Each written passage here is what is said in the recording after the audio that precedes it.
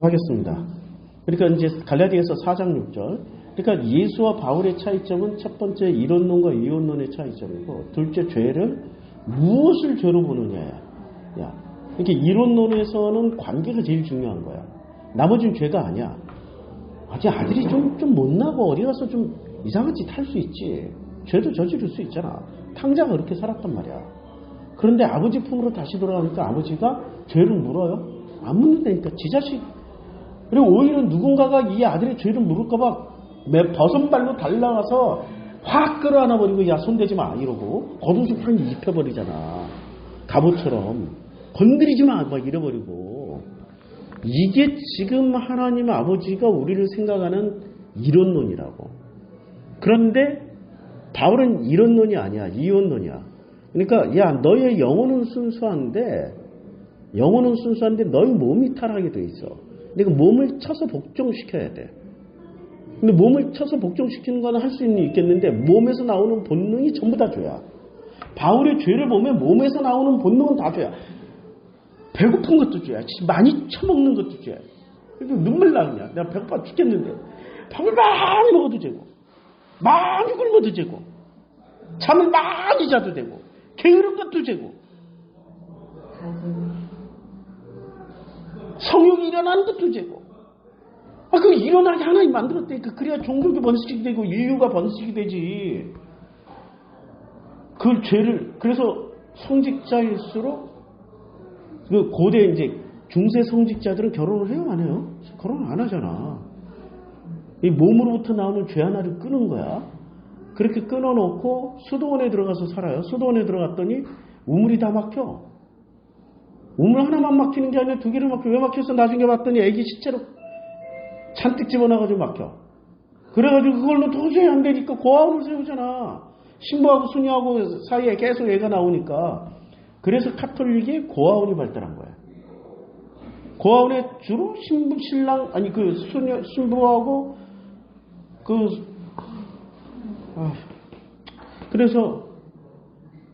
그러니까 뽀록 나니까 동네 애들 다 집어넣은 거잖아. 멀쩡한 부모가 있어도 막 갖다 넣어놓고 교육시킨다고. 그렇게 해서 만들어진 게 고아원이에요. 인간의 몸은 인간 스스로가 이겨낼 수가 없어요. 하나님이 이렇게 프로그래밍을 해놨기 때문에 그걸 하나님이 프로그래밍 해놓은 걸 죄라고 여기면 벗어날 수 있는 게 하나도 없어요. 그러니까 모든 사람은 그냥 죄 아래 있게 돼 있는 거야. 그럼 그게 바로 선악 지식을 가진 사람들이 만들어 놓은 함정이라고. 예수는 그 함정에서 우리를 꺼내러 오신 분이고, 가만 보면 바울이 좀 늦게 예수 이후에 지금 예수를 설명해서 그렇지, 예수 이전에 이런 설명을 다 했으면 예수는 바리새하고 안 싸우고 누구랑 싸웠겠어요? 바울하고 싸웠어. 대놓고 내가 얘기를 한다. 자, 보세요. 4장 6절에 너희가 아들이므로, 이제 왜 아들이 됐어요? 율법 아래에 있다가 속량 받았기 때문에, 죄사함을 받았기 때문에 아들이 되었다라고 얘기를 하는 거예요. 지금 바울의 논리대로 하는 거예요. 아들이므로 하나님이 그 아들의 영을 우리 마음 가운데 보내셨어요. 아니, 영혼육은 이거는 이원론에서 말하는 거예요. 그리고 영과 혼으로 분리되어 있다고 그랬어요, 플라톤은. 근데 그 이후에 이제 후대 학자들에 의해서 영혼육 3분설이 나왔고, 이것을 바울이 채택한 것뿐이야. 근데 영으로 얘기하면은 잘 우리는 못 알아들어. 왜냐면 우리는 동양인이기 때문에. 동양인은 이원론적 뇌구조가 아니에요. 몇천 년 동안 우리는 이론론으로 살아왔어. 이론론에서 가장 중요한 건 현실이야. 이원론에서 제일 중요한 건 미래야, 미래. 죽어서 가는 나라야. 우리들에게 있어서 가장 중요한 건 현실이야. 그러니까 기독교, 이원론 바울의 기독교가 대한민국으로 들어와서는 이 현실을 좋아하는 이 대한민국 기독교인들은 죽어서 저 천국에 가는 것이라고 배웠지만 실제로는 죽어서 가려고 그래요. 현실에서 그 복을 다 찾아 먹으려고 그래요. 현실에서 찾아 먹으려고 그렇게 악을 쓰며 기도하고 기도원 가고 산에 가서 울부짖고 그랬던 거지. 요새는 그 현실이 다 평균치가 돼버리니까 이제는 별로 구할 것도 없어. 그러니까 아예 교회를 안 나가, 젊은 애들은. 현실은 너무 어려워. 현실은 하나님이 결정하는 게 아니라 지금 젊은 애들, MZ세대를 현실은 하나님이 결정하는 게 누가 결정해? 정치인이 결정하는 거야. 바뀌었다니까? 그러니까 현실에 대한 해석을 못 해주면은 지금 젊은이들이 교회에 안 나와. 지금 코로나 이후에 교회가 3분의 1 토막 났어요. 회복 안 되고 있어요. 몇몇 교회는 회복됐지 대부분의 교회는 절반 이하 3분의 1 토막 났다고. 그러니까 지금 왜 그래요? 현실을 이제 코로나로 인해서 교회를 계속 가면서 관념 교육을 안 받으니까 현실을 살게 되잖아. 그러니까 그 현실을 살아보니까 그 주일날 하루도 가서 거기서 현실을 외면하고 살면은 어떤 결과가 초래되는지를 알게 된 거예요. 자영업자들 더 못 가요. 현실을 살아야 되니까. 자, 하나님이 그 아들의 영을 우리 마음과 아들의 영을 보내는 게 아니라 하나님은 그 아들의 마음을 우리들로 품게 하시는 거야. 예수가 하셨던 그 모든 말씀과 성경 해석과 하셨던 그 행동을 우리 마음에 품으라고 하신 거지. 그 영을 우리 마음. 그런데 우리가 그 영을 품었어. 그럼 그 영이 품으면 내가 노력해서 되는 거야? 그 영이 노력해야 되는 거야? 영이 노력해서 나는 순종만 하면 돼. 그럼 이제 그런 패턴으로 가잖아요? 그러면 그 영이 노력하는데 내가 순종을 안 하면 그건 또 뭐가 돼? 그것도 죄야. 죄의 양성소라니까 이건 죄의 양성소. 근데 그 마음을 품었어. 근데 이 마음이라는 거는 우리가 알잖아. 마음은 수시로 상황과 조건에 따라서 수시로 업다운이 된다고. 행복했다, 기뻤다, 절망했다, 좌절했다, 분노했다, 화가 났다, 질투했다가 막 별의별 게 우리 마음 가운데서 일어난단 말이에요. 근데 그 아들의 마음을 우리 마음 가운데 보내서, 그러니까 그 아들의 영을 어디로 보내요? 마음 가운데 보내서. 이렇게 막 섞어서 얘기한다니까. 아들의 영이 아니라 그 아들의 마음을 우리 마음 가운데 보내서 하면 맞아. 그래서 아빠 아버지라 부르게 되는 거야. 내 현실을 살아가는데 아들의 마음을 해석하면서, 내 마음이 아들의 마음을 만나서 계속 해석하면서, 아, 예수도 이럴 때 이렇게 고난, 이렇게 힘들었구나. 그래서 한적한 곳에 나가서 아빠 아버지여라고 부르면서 겟세마네 동산에서 그렇게 부르짖었구나. 이런 것들을 깨달아가는 게 마음에서 일어나는 일인데, 그 영이 들어오면은 해석할 필요가 없어. 영은 이미 완벽한 상태야. 내가 어떻게 해석을 해? 그분이 나에게 명령을 하면 나는 순종하고, 명령인데 순종 안 하면 죄가 되는 거야. 이게 영과 마음의 관계고, 만약에 마음으로 들어오면은 이건 서로 상호 소통이야. 커뮤니케이션 관계이기 때문에 내가 지금 마음 상태가 많이 성장하지 못해서 불순종을 해도 그건 죄가 아니야.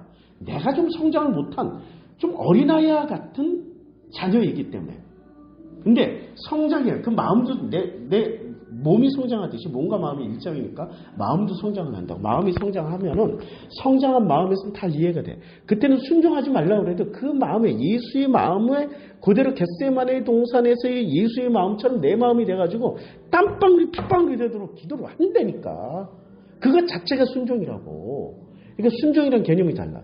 예수의 마음을 품으면은 내가 과거에 잘했던, 못했던, 실수했던, 실패했던, 죄를 지었던, 안 지었던 이 모든 것이 하나님의 은혜가 되는데, 하나님의 영이 들어와서 내 마음이 그 영을 받아서 순종을 하거나 안 하거나 하면은 내가 잘못 살면은 다 불순종이고 잘한 건 순종이야. 그러니까 순종한 거는 자랑하고 싶어. 이렇게 나를 본받으라고 그러고 나를 따르라고 그래. 자기는 순종했어. 근데 그 순종이 내 마음에 강력한 의지 가지고 순종한 거야. 거기 하나님이 온전하심이 어디 있어? 내가 강력한 은혜 가지고 순종했기 때문에 내 자랑이 되는 거야. 내가가 되는 거야. 거기에 아버지가 어디 있고 예수가 어디 있어?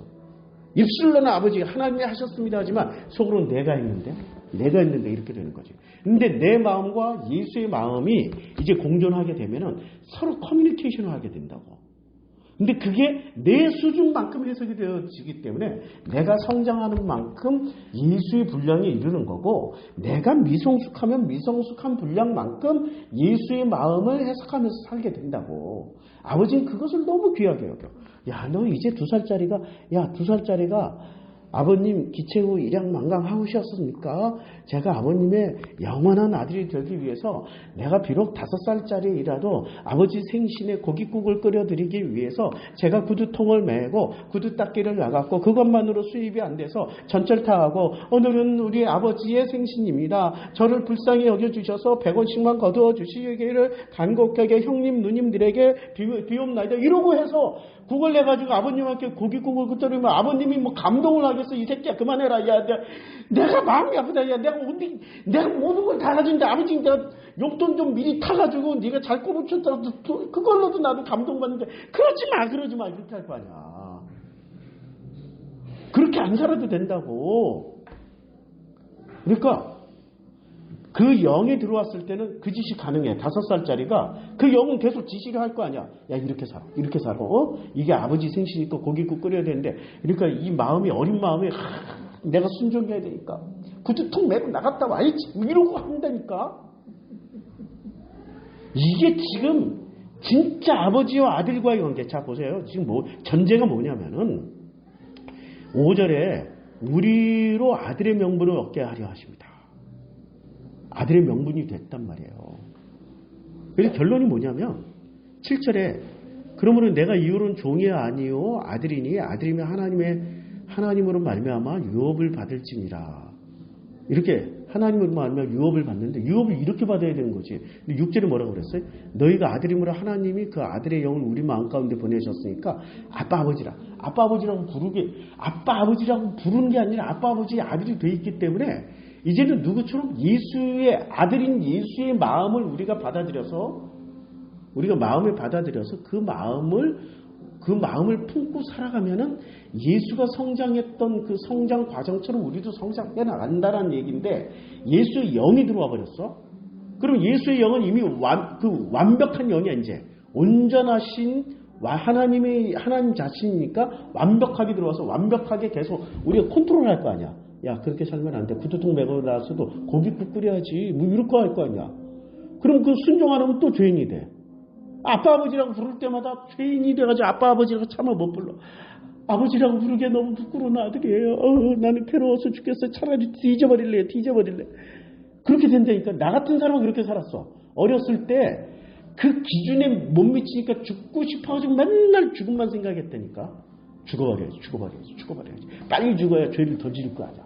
빨리 죽어야. 그 어린 나이에 20살 이전에 이미 난 이렇게 살아왔던 그 안 죽고 살아남아서 아버지의 아들이 됐고 예수와 함께 그 가족과의 관계가 회복되었을 때 그 안에서 생각해 보니까 야 그게 전부 다 사탄의 음성이었구나. 그게 선악 지식의 음모였구나.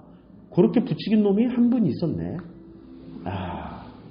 그러니까 잘 보세요. 아빠 아버지라 부르는 자 이건 기똥차게 잘 말씀했는데 근데 그 방식이 속량 그 다음에 아들의 영 이런 걸로 우리를 자꾸 엉뚱한 길로 가게 만든다고.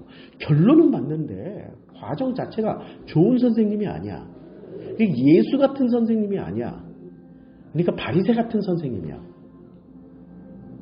뭐 입은 삐뚤어져 말은 바르게 하라고 그랬으니까. 7절 그러므로 내가 이후로는 종이 아니요 아들이에요. 종이 아니에요. 분명히 종이 아니에요. 그러니까 그 영이 들어와서 그러면 사람들은 또 이렇게 그 영은 온전한 영이기 때문에 내 수준에 맞춰서 자꾸 이렇게 저렇게 하는 게 어때? 그게 커뮤니케이션, 그게 대화라고 하지만은 그거 아니야. 나랑 같이 성장을 해야 된다니까. 근데 그 영은 이미 완전한 영이 오신 거야. 뭐 중간에 만들어지는 나랑 같이 성장하는 영이 오셨어? 그거는 되게 이상한 말이야. 그거는 교리에도 안 맞아. 너무 흥분하네. 흥분할 수밖에 없지. 지금 인류사에 이렇게 바울을 제대로 까고 있는 사람은 좀 두려워. 예수 가면 학자가 되는데 학자로서 남고 싶은데 바울 가면 이단이 되니까 정말 해야죠. 어떻게 해야겠어요. 9절 이제는 너희가 하나님을 알 뿐 아니라 하나님을 안다라고 할 때 요때 요 개념이 안다라고 할 때 우리가 야다라는 것을 지금 아브라함 공부하면서 계속 배웠단 말이에요. 야다. 그러니까 그 야다라는 단어는 체험을 통해서 알아가는 거예요. 그러면 하나님의 영, 예수의 영이 내 마음 안에, 내 마음과 예수의 영이 공존하는 건 야다의 과정일까요? 아니면은 상하 관계일까? 상하 관계지. 야다의 관계가 되려면 최고로 야다의 관계의 최고 모델은 부부 관계야. 부부 관계. 그래서 하와와 아담이 그 동침함에라고 할 때 그때 야다를 써요. 그래서 가인을 낳았고, 그리고 또 다시 동침해서 또 셋을 낳아요. 그러니까 그 동침이라는 단어, 야다라는 단어는 부부가 서로를 알아가는 삶의 동반자, 같이 동행하면서 대등한 관계잖아. 남자라고 더 세고 여자라고 더 약하고 이런 거 아니라고. 동등한 인격, 같은 가정의 가장으로서. 남자도 가장이지만 여자도 가장이에요. 우리 집은 호주를 내가 아예 바꿨어. 우리 최여사로. 저분이 우리 호주야. 너는 뭐야? 나는 그냥 호주 밑에 있는 남편. 아니, 얼마나 민주적이에요.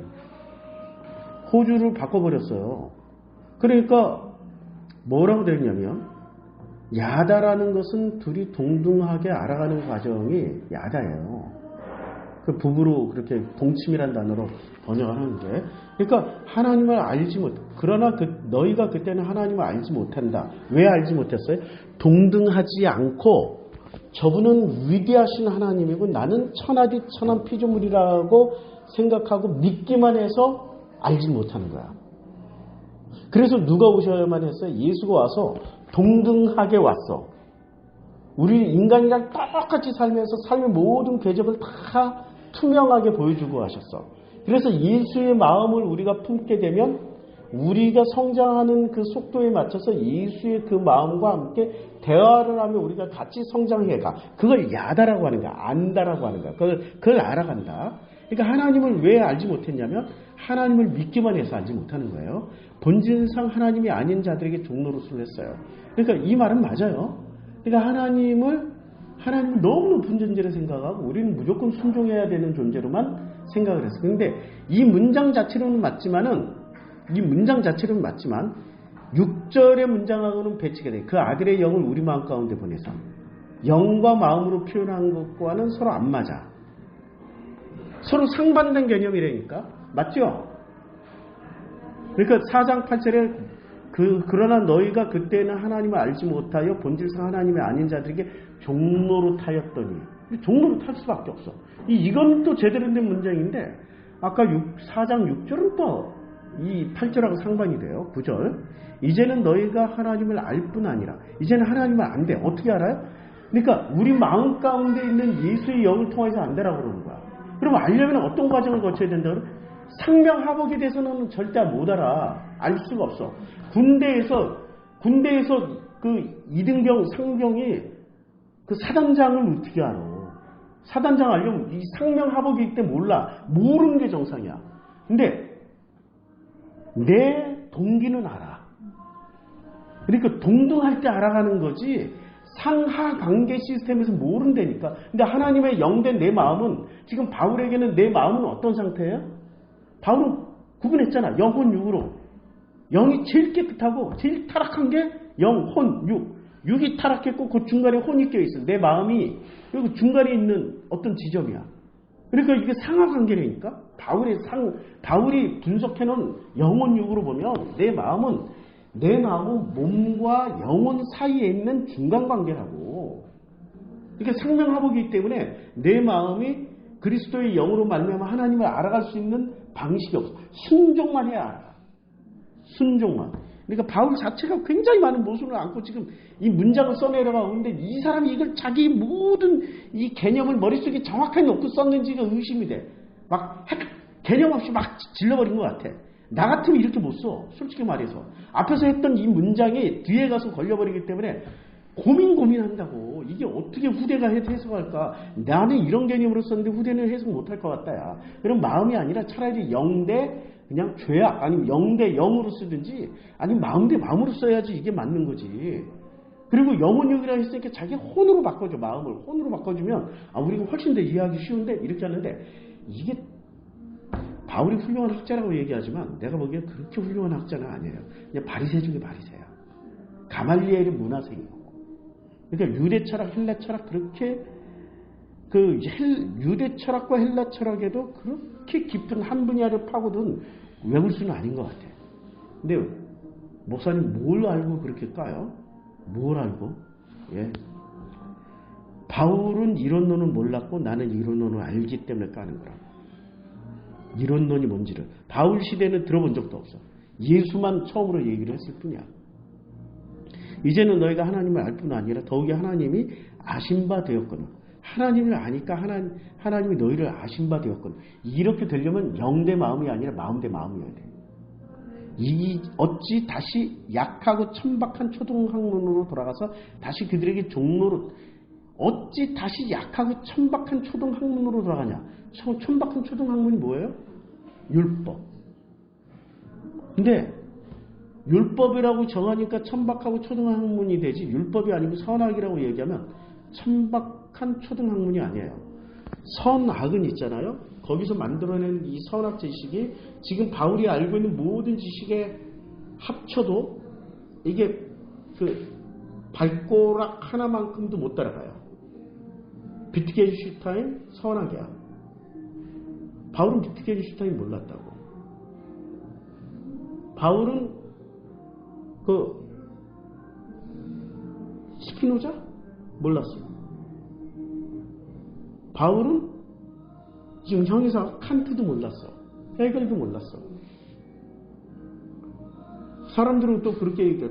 칸트와 헤겔은 세상 학문이고 바울은 성경을 해석한 고등학문이라고. 그래요. 그렇게 생각하세요. 내가 지금 이제까지 말씀하신 모든 사람들은 전부 다 이원론의 대가들이에요. 바울을 뛰어넘은 이원론의 대가들.